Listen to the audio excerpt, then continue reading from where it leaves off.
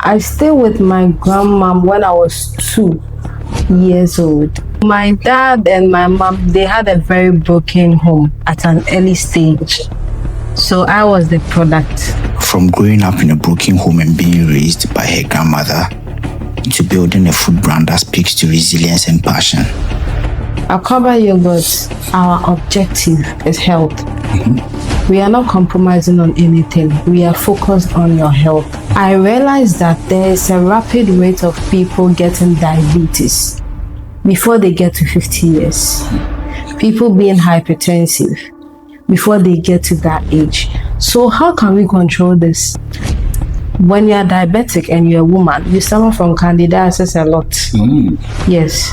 But when you take in yogurt, it balances the pH down there for you. Afia's journey is as real as it gets. She opens up about her battles with depression, what fuels her drive as an entrepreneur, and why she believes exhibitions aren't always what they seem. Sometimes the business puts you into depression.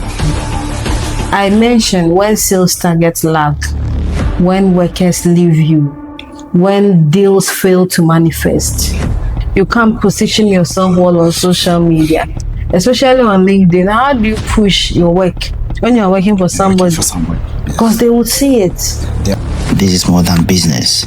It's a story of strength, survival, and vision. Starting out fresh, what are some lessons that you've learned right now, or mistakes that you made that you are going to ensure that you are not going to make those same mistakes? When I was starting this, I discussed with a friend that this is what I want to do. He told me that it's easier said than done. I never communicated with that person with regards to the business again.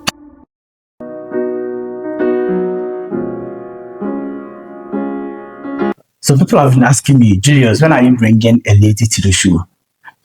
Well, today we are here with a lady who has turned an idea into a business, into a product that is now part of day-to-day activities of people. She's not just building a business. She has created something that has become part of people. So today, get ready for a conversation about entrepreneurship, resilience, and how to create a brand that sits well with the people, that people accept.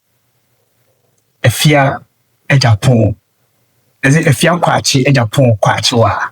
You said it all. The name is very nice. You said it all. Afia Kwakyewaa Agyapong Kwakye. Welcome to Dreams and Feelings.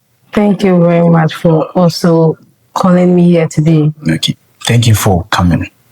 How are you feeling today?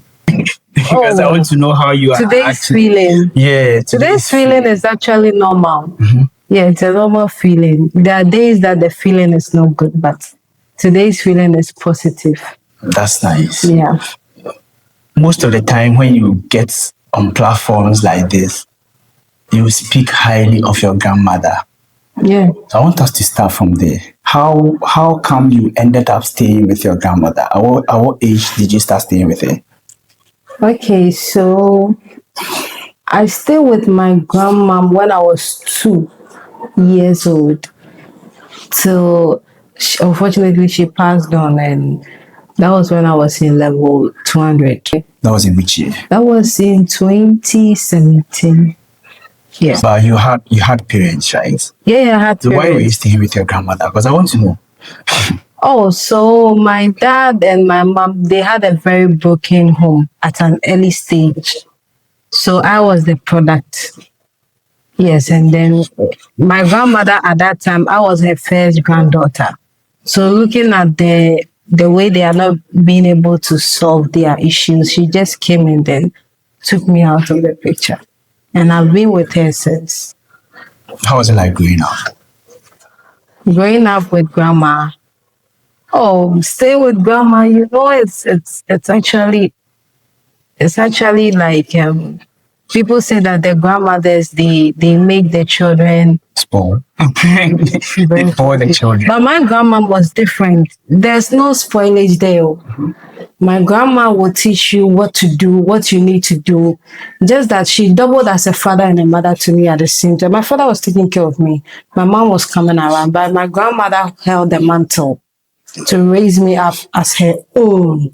So, so I had been with grandma ever since I would say throughout my childhood till I became an adult. Yeah. So Afia here is the CEO of Cynlizelle Foods. They are the producers of Akwaaba Yoghurt. I know many of you have heard Akwaaba Yoghurt before. Yeah. So how was it like before this whole yogurt thing came in? How was life like? Okay. Before yogurt, I went to Accra Technical University. I mostly mentioned this, and I didn't like the course I was reading. Why? Dad wanted me to do nursing. That's why I did science in secondary school.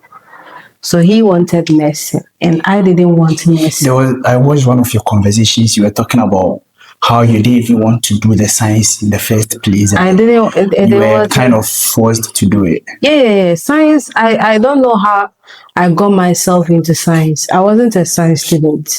I was good, but my math was bad. So putting me in the science background was very tough. I had really struggled with the science course.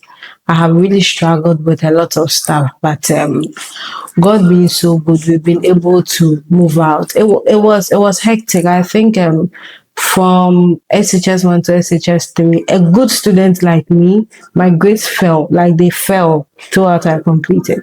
So as I completed, it's just that I wasn't understanding the course. You know, most people have this similar problem like yours. Most people are very good when they are in the GHS or the elementary school level, but then the moment they get to SHS, like they start declining academically. Yes. You think this is the cause, like your parents forcing you to do this, exactly. you not wanting to do it? Exactly, because I saw myself to be an art student because my orals, my reading subjects were top excellent. When it comes to the RMEs, the social studies, the English language, even at that time, when we tried to compete for essay competitions, I could write very well. But here lies the case that my dad says, no, you shouldn't do that. I want you to go and read science. I was like, how? If not that, why didn't you speak to your grandma about it?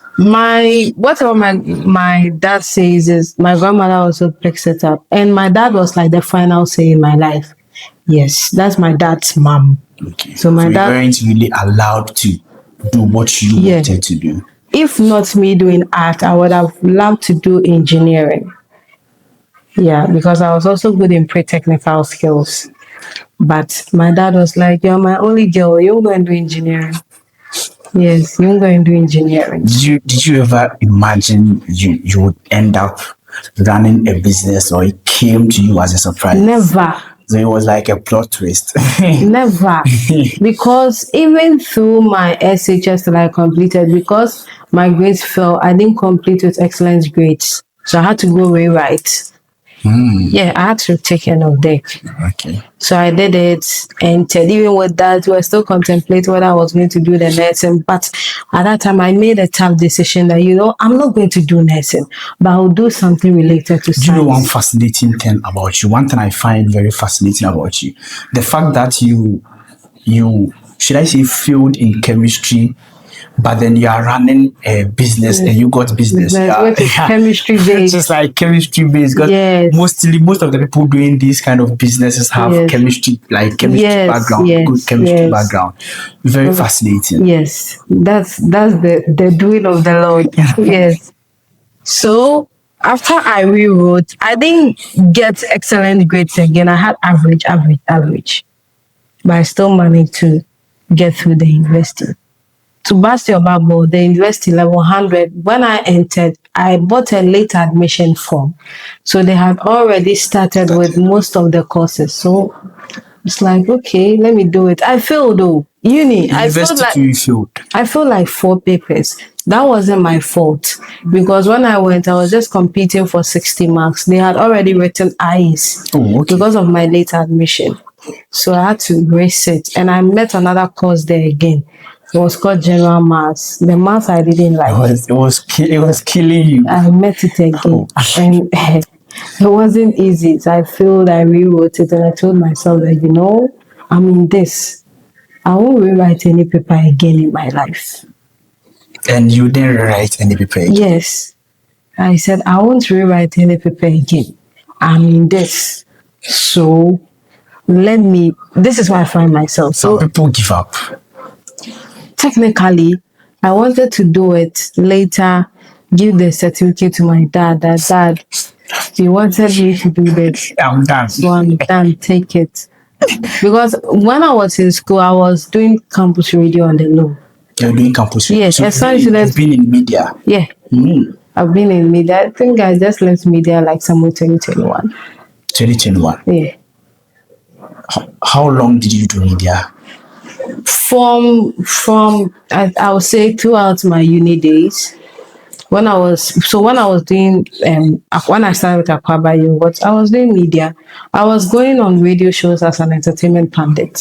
So you were doing media, running Akwaaba Yoghurt as in the beginnings of Akwaaba Yoghurt. And then you said you were also at Kasapreko. Yes. Where you started I was Akwaaba doing my Yoghurt. national service. How were you juggling those three things? I juggled it. How did you juggle? I don't know how I did it till today, but all I could say is that I did it.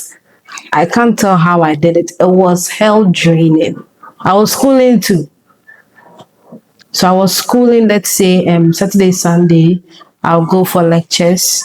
Then Monday to Friday, I will do my normal work. And the business, anytime I close from work I come here to oversee operations and everything. Then I get maybe Saturday, sometimes after lectures, then they'll call me. As in FM, you have a show, then I pass by, then I just go and sit down and then discuss entertainment. You see, with something that you love, it comes effortlessly. Yeah, you just want to do it. Yes, so I'll just go in there. But with time, it was suppressing me, it was draining me. So the media that I was doing it on the weekend, I started telling the producers that, I'm schooling now. Can't add it, so let's do it once a while. And then eventually I started drawing back. So you did food science in tertiary? I did science laboratory technology and I majored in food technology, like food science. Yes. So do you think doing food science, majoring in food science, shaped your view on a certain opportunities in the field, in the industry? Yes, I would say that when I read science laboratory technology, I got to appreciate quality control and the need for quality control in everything that we do, especially with the foods that we take in. There should be quality control in everything. So I got to appreciate that aspect of food. So when I was majoring in the food science, then I realized that there's a lot more to quality control. Besides you being a quality officer, let me throw jargons, running GMPs, running HACCP, there's a lot. There's a lot. Those who did it will understand. Yeah. So there's a lot to it. Then I realized that, okay, with food science, you can major in food product development. When I say food product development, let's take Akwaaba Yoghurt. How Akwaaba Yoghurt will stand as a whole product. How other products you see in the market from the scratch to the surface to how it is packaged. That is food product development. Since you are already here, I want to know how do you make sure that Akwaaba Yoghurt stands out? Because a lot of people are now into this industry. People are making products, food products like Akwaaba Yoghurt and other yogurts are around in town. How do you ensure that Akwaaba Yoghurt stands out? Because Akwaaba Yoghurt is actually growing fast. Yeah. Akwaaba Yoghurt, our objective is health. We are not compromising on anything. We are focused on your health. What is good for you. Reason is, as I use my grandma every day for a case study. I realized that there's a rapid rate of people getting diabetes before they get to 50 years. People being hypertensive before they get to that age. So how can we control this? That's a problem. So how can we control this? Whereas people will be 50 and then they won't be diabetic. People will be 60 Don't be diabetic. Don't be hypertensive. It is lifestyle. All these things are lifestyle accumulated. You'll be eating food kenke in the evening. It is compiling. So when you get to, let's say, 30, 40, your organs becomes weak. They can't process most of the things that it used to do. So then, why don't we stay healthy? Then as we stay healthy, we are going to include all these things.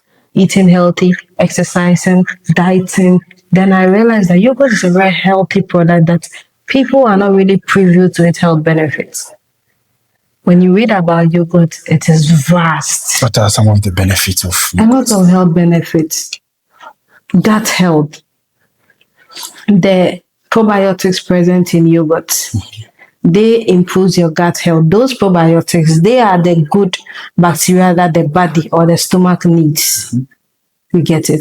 Yes. So when you take in a lot of yogurt, you are increasing the probiotic, you are increasing the gut health. Constipation even causes diseases.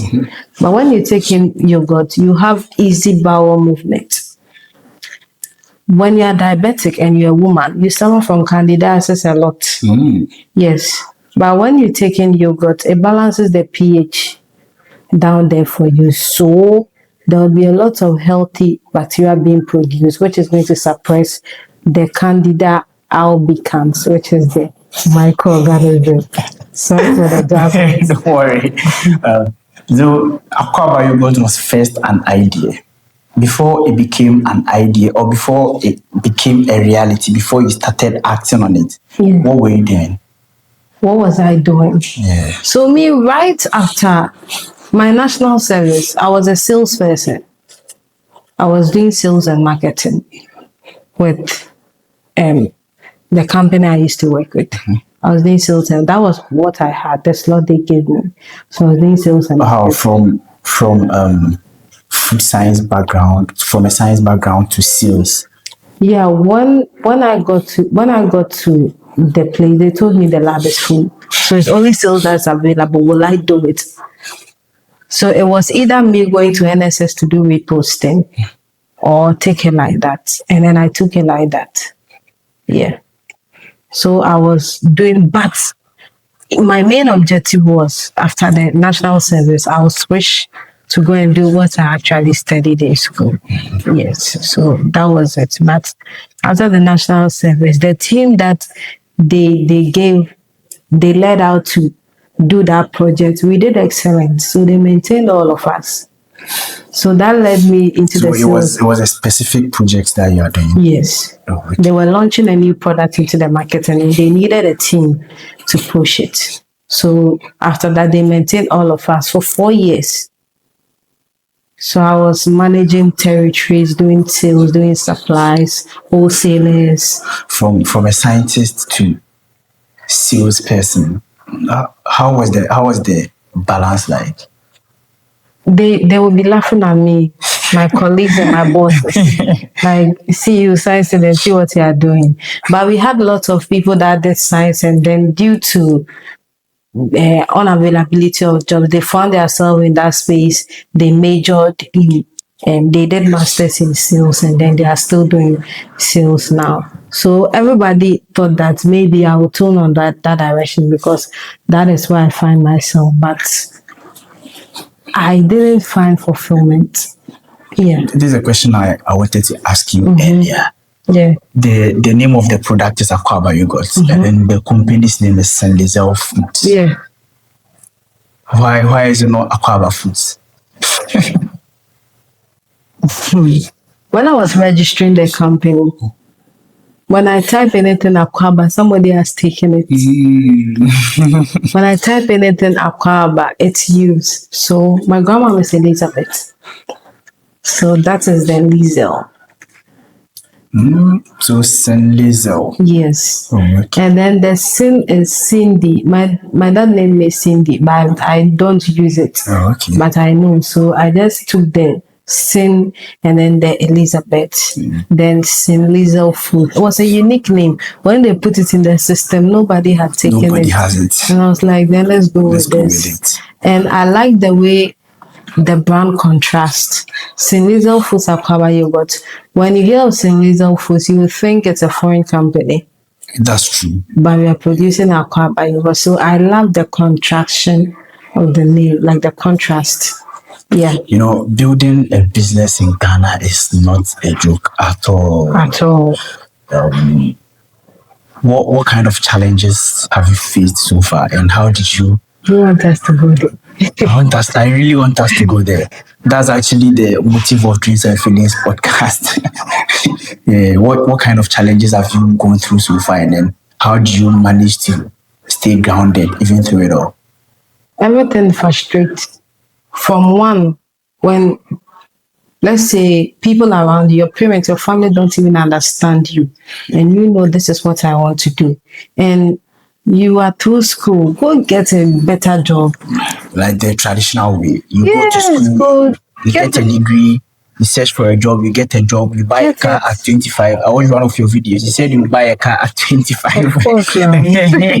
Of course now. So how That's the dream of every graduate. Yeah. You get it. Yeah, I get it. But I believe that when you are growing, your ideologies change. What you were thinking. It is even like when most ladies and most men, I like a very fine boy. I like a very fine girl. When you are growing, you realize that it's not about fine. It's about character. I wish we could talk about a very fine boy and a very fine girl, but It's just an continue. example I'm chipping in. Yes. You get it? You like a very fine boy, fine girl, but as you grow, you realize that no, life goes beyond that. being fine. Yes. Yeah. So that was what the ideas that I had when I was younger. I realized that okay, no, I'm growing. I need to do something. I need to solve a problem. I need to do this. And I've always been somebody that anytime I want to be in leadership positions, like anytime, because when I talk, people be like, oh, let's take yours. So I saw that thing in me that then that means I'm a critical thinker. So let me think and let me solve a problem. Yes, so that's what the whole Akwaaba Yoghurt. The science there, it was something I was just doing. I wanted to do media and journalism. So I want to know I want you to like give us a real life problem, a real life challenge that you've gone through, then how you were able to navigate yourself through the challenge. Okay. With regards to Your the business, your entrepreneurial journey. Okay. So let me give it to you bite sized. So when I registered a company and everything, it wasn't an easy task because that small allowance they are giving you, you want to create a business out of it. It doesn't really make sense. You could see your peers and then they are going for programs, they are here, but you are saying, no, this is what you want to do. It was so exhausting to a point that I would have to close from work, go and get bottles in town, come home in the evening, start everything. I don't sleep all. When I came to this facility, I used to do my productions in the evening, and I would have to sleep here. You used to do it alone. Yes, no, so people will assist me, but with the other processes, I'll tell them to go home because somebody shout. You can't keep the person hostage here. So I would have to sleep here till let's say 5 a.m. 5 a.m. Then I would wake up, then go home, dress and go to work. One day I was at the office and I felt dizzy because I hadn't had rest. You're very tired. Yes, very tired. And then from the office, we went to Nsawim and I was still on the field doing sales. I could see that, no, today, as I got here, we were coming to do bottling. So I wanted to assist them. I realized that, no, I can't do it. I nearly dropped down. Yes. So I won't sit here and say it was hard. It was tough. Merging the two. Because if you don't take care to, yogurt is a very dicey, critical product that if you don't work on it well, it will spoil and you lose money. Yes. And if you are running a facility, whether you lose money or not, at the end of the month, you have to pay workers. Most entrepreneurs or most business people say it's either they dropped out of school or they resigned from their Work. What made you want to quit your business, quit your job, and then focus more on the business? Okay, so quitting my job, I realized that where I was the sales one, I didn't like it. And secondly, there was no career growth for me. You see, when you are working, you are supposed to see career growth. Yeah, I wasn't seeing any career growth, and I was underutilized. Yeah, I was. Can you explain that a little? I was underutilized. I bring a lot. I bring a lot to the table. So when you are just on a basic duty, do this, do this, do this. It's like, what did you go to the university for? It's like a round circle. Yes, you just do the basic duties. So I felt like, no, I have a lot to churn out. But here, it won't help me. It is suppressing what I want to do. It happened with a lot of multinational companies. You get it? Yeah. So then, let me, with my own, I know I'm starting from scratch. Let me invest all the knowledge and the skills I have in it and see where it takes me to. So I took a very critical thinking about this decision I wanted to make, because when you're resigning to it's not easy. There's bills. The work pays the bills. And then right now you are saying you are coming home.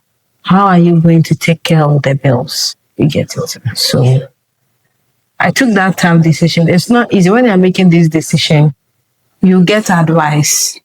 When people tell you that you should see your where you are now should pay you what the other places, but technically it can't pay you. Yeah. Yes. So a lot of people, I consulted a lot of people about it. I want to quit because this is what is happening. It's like, okay, just think about it, pray, and see what will happen. I was like, so one day something abruptly happened at work, which I didn't like. And can you go into that, or you want to keep that? I don't want to go into that.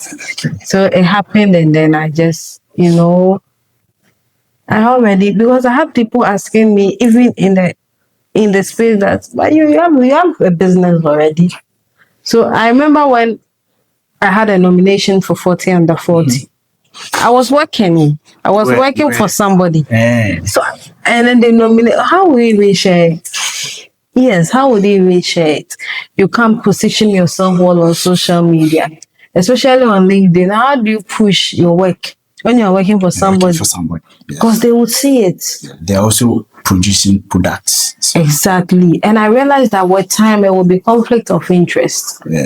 Yes. So then it's better that I take the better pill than move out, start something on my own. It's going to be a tough journey, but we could do something. One of your posts on LinkedIn, you were talking about the depression thing. Yeah. And then sometimes your family, your friends think maybe you've neglected them because maybe you feel like you've made it or you are up there. How do you deal with those moments? Yeah. And what the ugly side of entrepreneurship. And what would you tell your family and your friends? No, it's not. The thing is, sometimes the business puts you into depression. I mentioned when sales targets lag, when workers leave you, when deals fail to manifest. You get it. It puts you in a state of depression. And me, when I get into that state, I don't want to talk to anybody. Okay, that's how you cope. Yes, I just want to sleep. Yeah, I'm not in the mood to speak about it until I'm out of it. I navigate, then I start talking about it. But when I'm in that state, I don't talk about. So you'll be at home and then it will be like you are moody. You are not talking to anybody. Yes, it happens. And I said that when you do this thing in the post, I said that when you do this thing, people will feel like you are neglecting them. Even, especially when you keep telling people that I didn't but and let's say it's been 10 years, it's been 5 years, you might have a partner. the person will start losing hope. Yeah. It happens. It happens a lot of times. It's not the person's fault at all for the person to give up on you. It happens.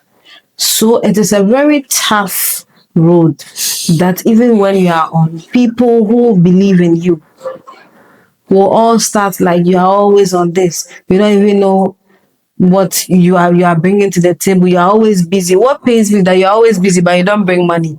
Somebody will pass such a comment that you are always busy but we are not even seeing Busy you. for nothing. You get it. So these are some of the hurdles that comes with entrepreneurship.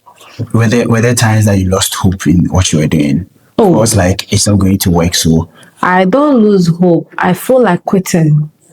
And it happens a lot. what makes you want to quit?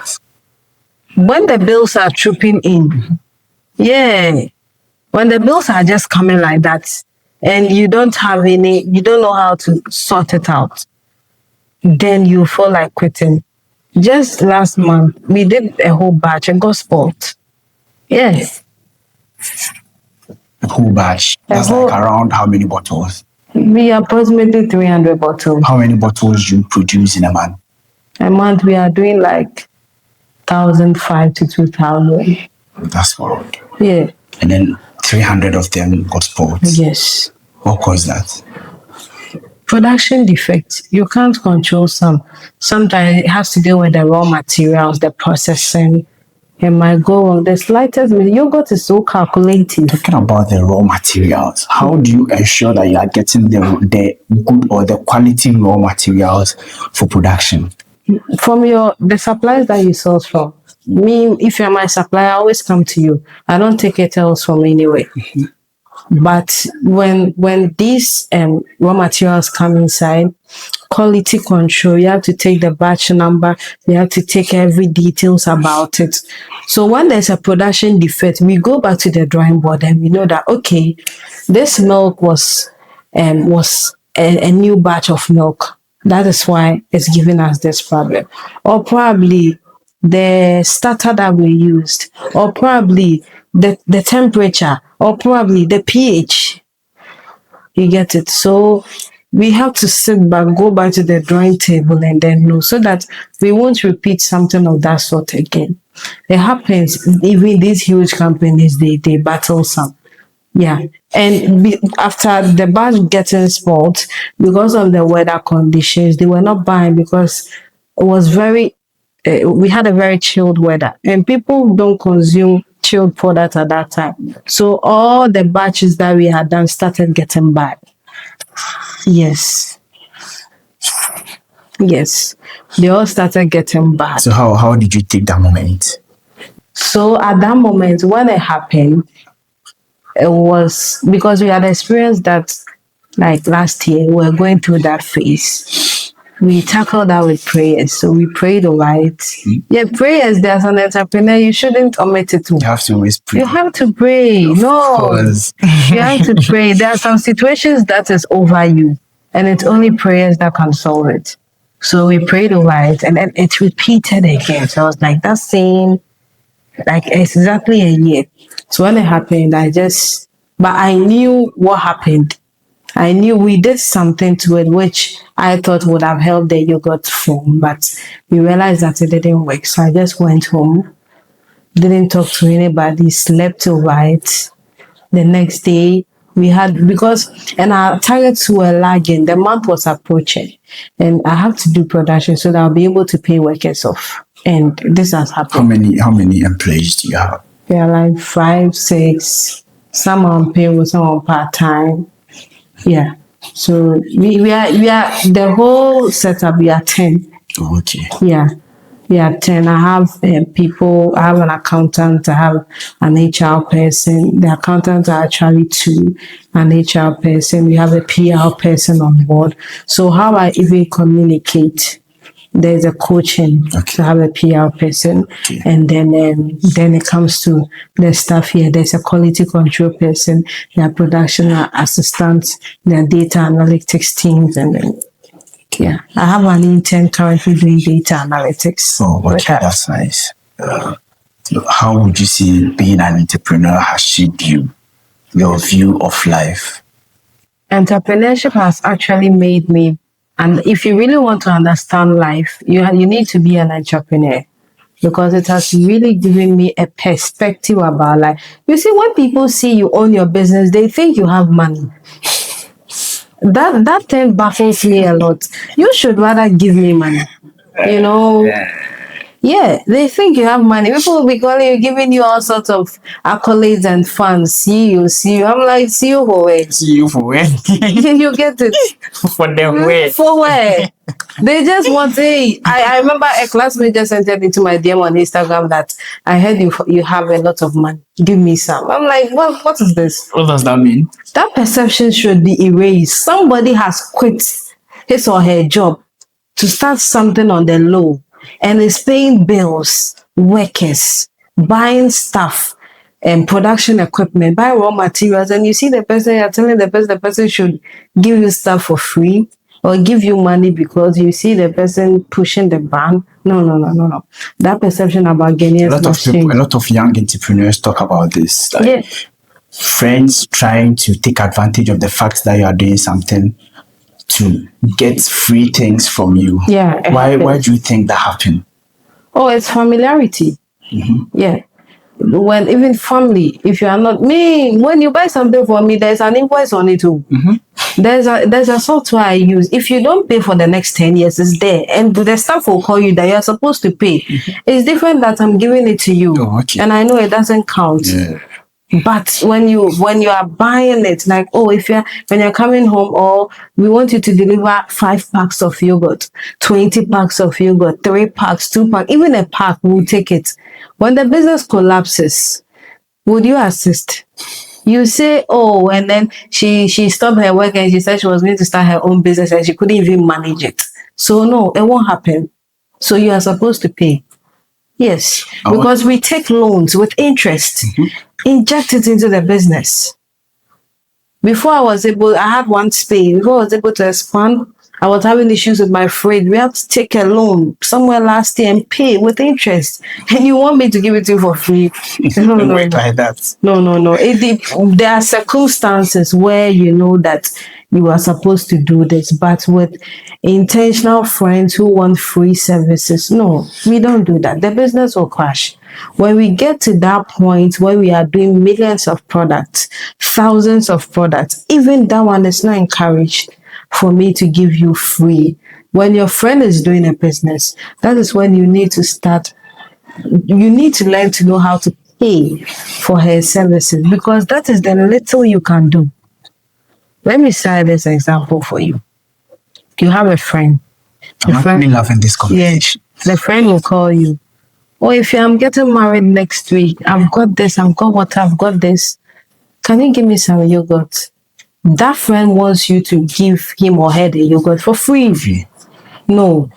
Tell me, I've gotten this and I want some yogurt. Let's bargain and give me a discount.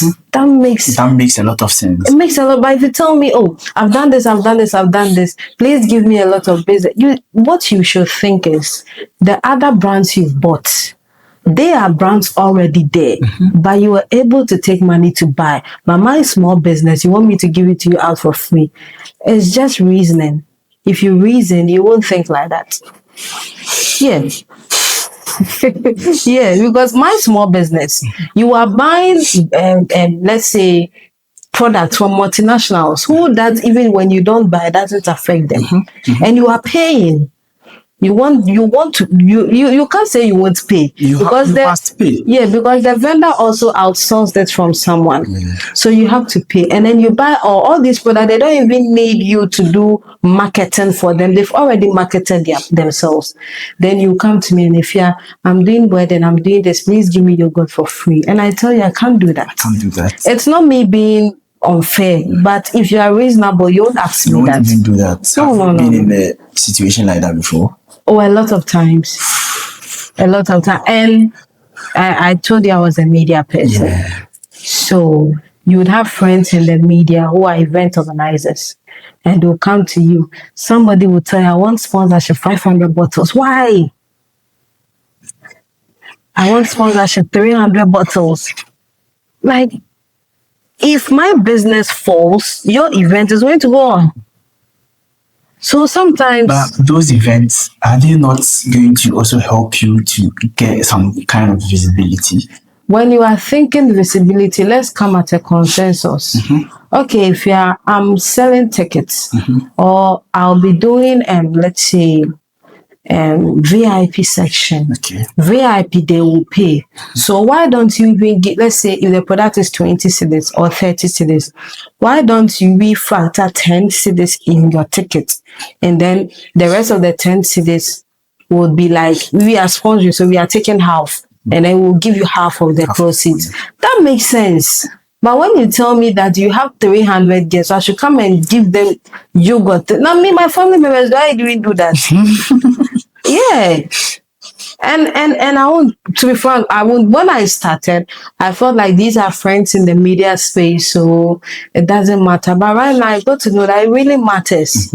Because after what pisses me off is that they'll tell you, I will put your logo on my flyer for what? What does the logo on the, what does it do? What does it do for you? Yes. But is that also not some kind of advertisement for you? I have partnered with a lot of people, and then those things, it wasn't a kind of advert for me. I won't lie. So how should I say it? Is that they took advantage of your product. So this is the proposal that will be sent.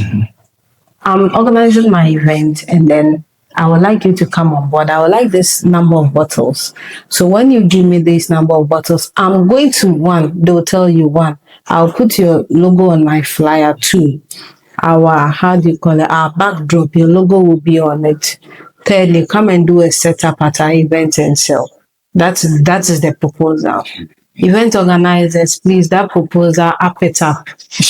Up your game. Up it up, because when you bring this as a proposal, I don't even read it. You should think about the long-term benefits of the person.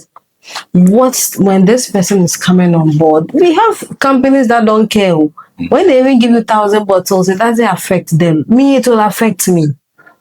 It will affect, it can do a lot. So it will affect me. So all these things coming as, these are some of the downsides being how people see you, how people from friends, from family, they see you that, oh, you are doing it. If you give it to me, what will happen? But of course, something will happen. It's not a free service. You buy raw materials. No supplier would give you raw material on credit. Get it? I read your article on LinkedIn. You're talking about exhibition while you aren't a fan of exhibition. Yes. You really checked me out. Of course I have to. Can you take us through that a little? Yeah, I have a lot of sentiment too. But yeah. And I write. Yeah, I write. So I'll churn all into writing. So with these exhibitions that we go, I realized that the exhibitors are not the target audience. They have their main objectives, because before even an investor gets to you, the investor will have to go through the event organizer before they have. I feel like people are ripping off entrepreneurs. Me being in the space for a shorter time, I feel that people come up with events because they and then when they showcase these entrepreneurs out there, and the diaspora see that, oh, these people are entrepreneurs, they get their own contracts without benefiting the average entrepreneur. You go for for programs, they'll tell you, we are doing exhibitions, so come and then exhibit your product. My brother, when you get there, nobody is coming to buy your product. Nobody buys. It is, as I mentioned, exhibitor to exhibitor conference is what we do. They don't advertise it enough for people to come like, oh, I'm coming to actually watch made in Ghana produce, made in Ghana products. That is not the core objective. It is we, the exhibitors, going there, then we buying our own stuff. The objective is missing. So me, if you are to pitch me, and then when I come, I'm behind my setup, like the whole setup for, let's say, the whole 24 hours. Not 24 hours, the whole hours I come. I'm behind my setup. You have crippled me on that day. No. I'm not working. Well, else when I'm out with my team, we could make lots of money. Can be productive outside. Yes. So I feel like if it's still going to go on, the organizers have to really look into it, because that is what I feel. I feel that the exhibitors are not the targets. They are rather using the exhibitors for their own contract and their own gains. Yeah. Do you think being successful as an entrepreneur takes between consistency and then, let's say, a breakthrough moment? Which one is more valuable for a young entrepreneur to be successful? A breakthrough moment or Or being consistency. consistent? Oh, you see, sometimes when you go through the processes, you appreciate it before the breakthrough comes. Because for me, I started from scratch. Company registration, FDA, doing it at home, getting a facility. Like, I've appreciated the processes. I don't do anything based on protocol. No, I will go there. I'll go through the process. Then I'll come back. If it's a certification, then I know I have it. So I believe that when you go through the processes, you'd appreciate how, like, the value of entrepreneurship, what it brings on the table. It shapes you in a way. When you become an entrepreneur, it shapes you. It gives you a particular notion. Yeah, it I don't know. It has a way it turns you into. So let's say you are starting out fresh. What are some lessons that you've learned right now, or mistakes that you made, that you are going to ensure that you are not going to make those same mistakes? How are you ensure that? Involving somebody at the fresh stage. I won't do that mistake. Why? Involving somebody at the fresh state, when the business starts growing, it breeds misunderstandings.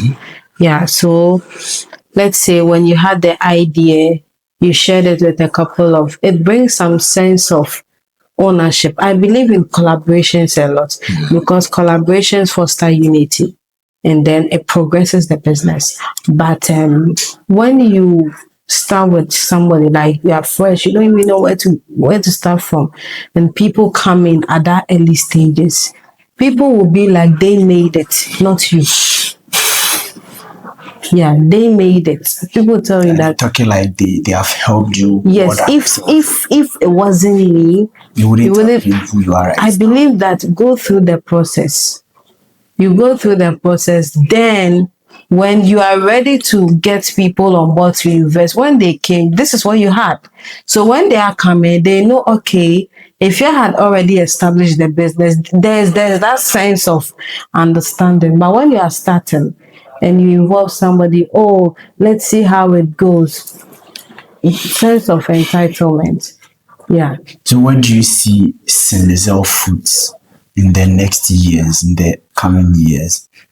Oh, what's the bigger picture for Cynlizelle Foods? So Cynlizelle Foods should be a very healthy food production company. So it's not just based, yogurt based? No. It's a food processing company. So in the future, we should have a tall list of products and their varieties, which is always top-notch healthy. Yes, healthy is the hallmark, which is always that we are providing healthy foods for people. What's one food you are currently in the process of producing? Why do you want me to? Yeah, I want to know. Oh, I have so many prototypes. When we are done, I'll take you to the other side. You see some prototypes I've made.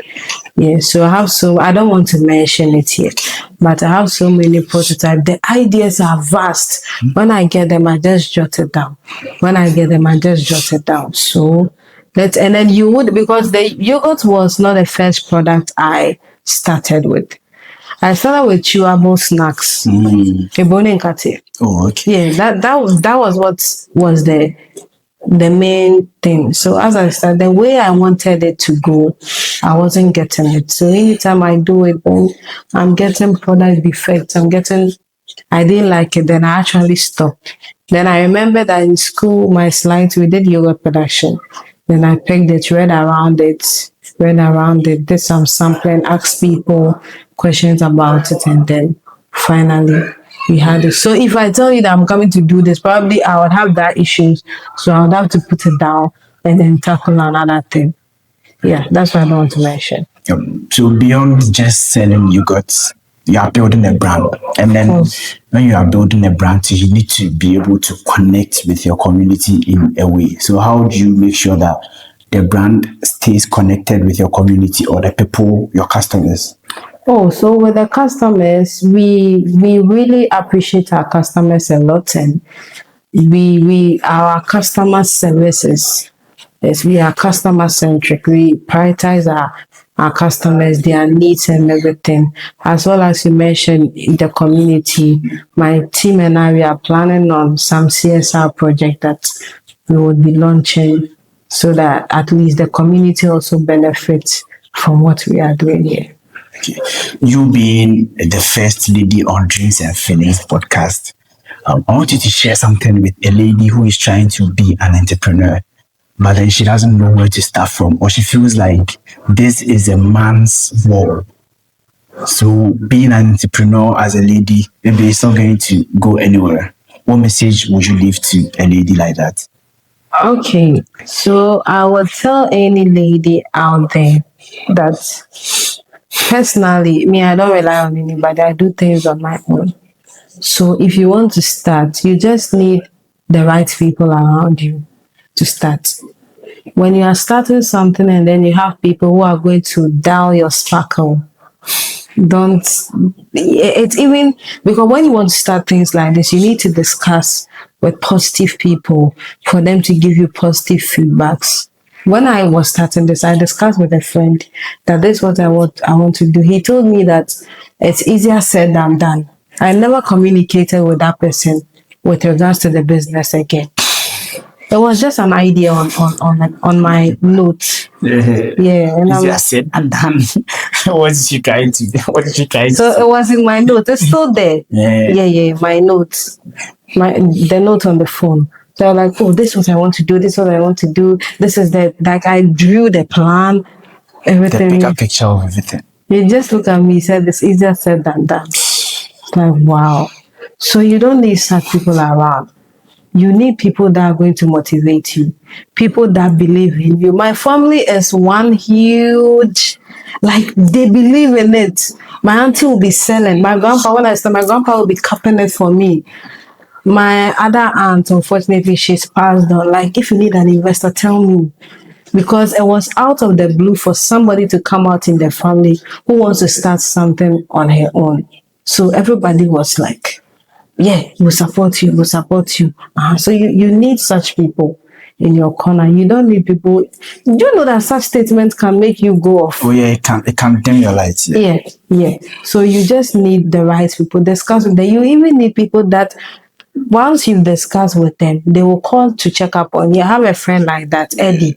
Eddie will call you and ask you that, you talk, say you go do this thing, how far? You that you want to do it, he would be giving you. And I'm telling you that we went to a place to actually understand the concept of yogurt production. That's what he was with me. That's what Augustine does. Every day he text me, Charlie, won't you drop anything? Won't you drop anything? He's the one that sends your profile to me that I should check up on you. You need such people. Yeah. You need such people. They are rare to find, but you need. I remember that day when we went to the yogurt production training. He was with me, understood everything. You need to get it, and he's still around. So when you get such people in your corner, but it doesn't mean when you don't have such people to watch podcasts, how people started. Me, my story can inspire you. Where I started from, my grandmother's story, the motivation behind it. Just watch and then be positive to head up high all the time. If you don't do that, and then if you have the idea, just start it. Don't wait for anything. Just start it. Hey, even if your labels are not nice, you don't have the best designs, just start it. So you believe in starting. You don't have to wait for anything. You don't have to wait to get ready, because there is no time for you to get ready. Yes. You are never going to be ready for it. Yes. I can send you videos of how I started. Like, it was just like a few bottles. This wasn't our labels. We had some blue, violet-like labels. That's what we started. And then with time, as the brand is growing, you think around it. Okay, I would like to do it this way. I would like to do it this way. Then with time, you be getting expect on board. And whatever you do, people will cheat you. They won't give you the right price. Hey, you go through it, you find it, then you move on. It happens. You just need to go appreciate the process and then go through it. One last thing I want to know is, did you take any form of course, or how should I say it? Did you take any training on the production of yogurt, or No. it was just the books that you learned in school that you just applied? No, I didn't do any training. All the development was just at home. So I did five times. The fifth time the first time was watery. The second time was too slimy. The third time was so thick, like bamboo. What's this? And the fourth one started again, and the fifth one was so everybody tried that too. I have this uncle Kwesi. Uncle Kwesi, good job. The name Vanilla. So it was inspired by him. So I wrote it on my LinkedIn that the vanilla flavor came as a result. I was doing the yogurt and then the milk got burnt. So as the milk got burnt after the process, it was just on a small scale. And as it got burnt, it was the odor was smelling. The burnt odor was smelling in the yogurt. So I was like, how can I control the smell? Because when you take it, you feel it. Then I went to buy banana flavor and I poured it in it. So it became very nice. So as he tasted, it was like, oh, this is nice. This will be called vanilla. And fast forward, we launched it this year. Vanilla flavor, banana and vanilla. Oh, okay. Yeah. Okay, that's nice. So once again, thank you very much for accepting to be on Dreams and Feelings podcast. Sure. Really appreciate you for your time. Let's say you have 30 minutes to advertise your product. Flash advertise. Of course. Okay, so guys, this is Akwaaba Yoghurt, proudly produced by Cynlizelle Foods. Akwaaba Yoghurt is our debut product. This is vanilla flavored yogurt. When you take Akwaaba Yoghurt, you are not just taking any yogurt. You are prioritizing your health. You are buying into a young girl's dream of curbing lifestyle accumulated disease. You're also buying into a young girl's dream to become a CEO under 30. So prioritize Akwaaba Yoghurt. Your health first.